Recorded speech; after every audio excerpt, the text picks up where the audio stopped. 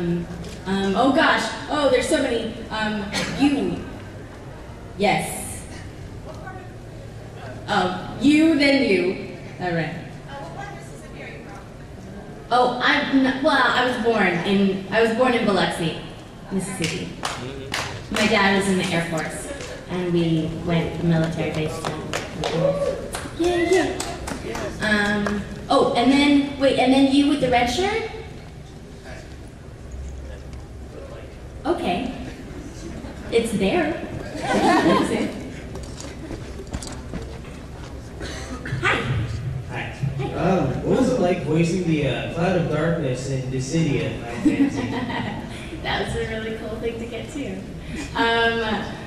It's awesome. Her voice is so low, and it was interesting when we were. Oh, your head apparently is in there. Where did it go, you guys? No, we spent a good while the first session, establishing what the character voice was going to be, because I think in the Japanese she sounded much older than what I ended up sounding like. But it was kind of like a what works for what culture, But that character is really, really awesome. If anybody doesn't know what she looks like, just take a look at this poster up at the phone. Yeah, it was really, really awesome to do that character. And then you, the other one that went, is that you? Yes. So, Jaina, what's it like now that Arthas is dead? How do you feel? We must know! Do I feel good? Should I feel good or should I feel bad? I don't know. I haven't actually gotten to record on that in a while. He's talking about World of Warcraft. Yeah. And that game being what it is, the sessions are so sporadic because it comes, in waves whenever there's little bits of expansion or whenever new parts are written, then I go in and record. So it has been a while. But is it really cool? Has it come out yet, the Cataclysm? No, not. It's not out yet? I think it's like next month or something. Really? Nice. I know what that is. I wanted to play it, but Travis said I wasn't allowed to start playing World of Warcraft. Because I get really addicted to that kind of stuff, Play it and then I anyway. would disappear forever, and I would never record anymore, and you guys wouldn't hear me. Fly is back. It's back, you wouldn't know. You with the pink hair? Yes. What's your favorite character out of the ones that you've recorded? Oh, wow. I sort of answered this before. This does, it depends on my mood. Okay, can I name a few? Yeah. Just a couple. Yeah. Okay, sorry, duh. Shin. Sauna. I miss her.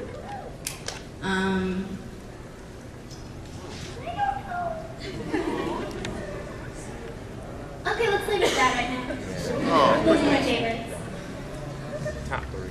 Oh, I haven't gone over to the side at all. I'm neglecting you guys. You Mustang. Hey Mustang, what's up? Did you like your character lots better in the first series or in Brotherhood? Well, I recorded more on the first series. I always like it if I do more. But, I think, I think I liked her in the first series better because she was deeper, you know what I mean? Yeah. More of a growth there. She had a growth. 2 of them, actually, right? You in the pretty ball gown. Loverly. Alright, first off, go Brats. I'm a Brat too. Yay! So, and my next question is, besides 13, what's your favorite Final Fantasy? Oh, 10. I didn't like X2 as much, but I was glad that they did it. You in the, is that ears, a hat? Yes. Oh, recipe. I know you said you didn't really get to watch a lot of the anime that you do, but when you do, you hear your own voice. Is it kind of weird for you? Is it weird? Yes. And that might be one of the reasons I don't watch it as much. Yeah, it's very strange. The only one that I can watch and then forget that I recorded it is Shin, just because he sounds so weird. So I can watch that one and not be like, that's me. Yeah, and then it sucks if I'm playing a game that I was in, then I already know what happened because I recorded it. So it like screws up the gameplay a little bit, which sucks because I'm a gamer. Sarah, you have a question. Do you remember any Kodacha rap? When I can't hear you, come up to this fabulous microphone. Do you remember any Kodacha raps? Do I remember any Kodacha? Oh, why did I call on you? Curse you in your Sarah costume. Yes, I remember.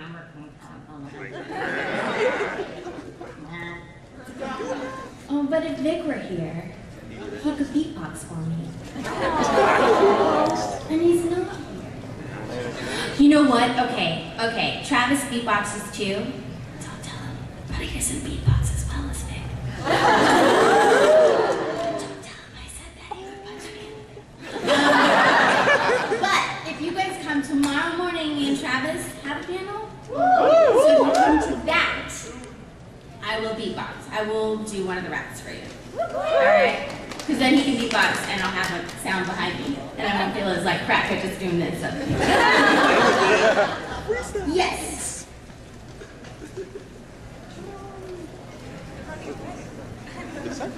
I know. Can you do a karate chop before you ask your question? Thank you. Do you have any embarrassing moments in the recording booth? Do I have any embarrassing moments? Other than Rick Astley on I the have microphone? quite a few embarrassing moments in the recording booth. Oh gosh. Okay, well this isn't so embarrassing to me, but I'm gonna embarrass somebody else. So when we recorded Dragon Ball Z, this was when Funimation was still a very new company, and our recording booths at the time were like tiny little closets. They were called whisper rooms, and they were literally like the size of this table, and you had your monitor and your mic in front of you. And they're airtight because if there's any sound that can come in or air that can come in, then it screws with, the audio quality. And so you just anyway. Sean Schimmel was recording before me, who played Goku, who was notorious for farting in the booth. And apparently a lot of actors do this because you are in this room that nobody else can be in, and so they just let loose, and there's nobody to suffer for it except for them, so who cares? Ooh. Plus, you never know if an engineer's gonna come in and move the mic, so I would never do that. But he did, and knows. And so at the very, very end of his very long session, he let one rip that was really gross. And then ran out of the booth and slammed the door shut to trap it in there. And I had the next session. And he didn't know at the time, but I was the one going in there to suffer in Sean Schimmel's fart stench. The session was like 4 hours long.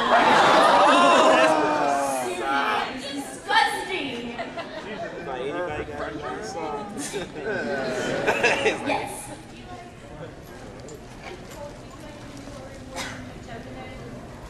Wait, huh? If you like to do horror better than Tokenine? Oh. Well, I love Tokenine. I mean, I love Tokenine too. I don't know. That's a tough question. If I'm recording a character, I am totally in love with that character as I'm recording it, And I love Tokenine, and I don't want to choose favorites between my children. I love them all equally, except Toru's my favorite. You, sir. So which characters do you hate, or Which? type Oh of no, characters? no, no! Which types of characters do you hate and why? Oh no! Okay, we'll all answer, but I won't say any names in particular. But if you look on YouTube, you might be able to find me saying some names up together. When I was in a mood or something. No, I don't like whiny characters. And I don't like really pansy weak characters because it's a pain in the butt to like do nothing but stuff. So I don't like recording those kind of characters, but I am always happy for the work. I'll play them if I'm cast with them, obviously, because that's what I do. Yes. Can you quote Maka from Soul Eater? Can I quote Maka from? Oh no. I mean, I don't remember any lines.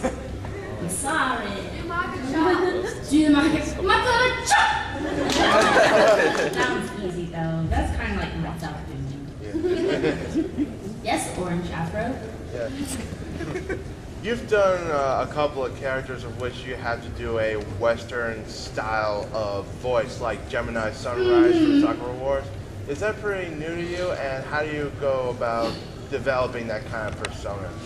Well, you know, I did grow up in Texas, so it's not too difficult. Yeah, it's weird because in Texas, they're kind of scared of doing a Texan accent because it's Texas, and they're like, no, we can't do that. Because then people will know where we're from. But then when I got out to California, I got cast in like 3 roles right in a row that had like that kind of accent. And I think it's really fun. I read some reviews that people thought I was annoying because of it, but... Haters gonna hate. Yeah. But I hate it. Anybody that said it was stupid is stupid. I love those kind of characters, especially when they're real like brass and they say whatever they want. It's great. Brass. Is that how you say that word? Brash? Brash.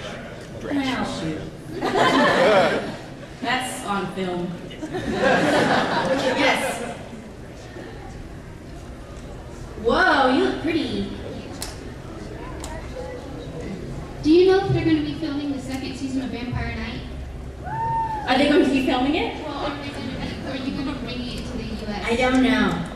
I don't know anything. Sorry.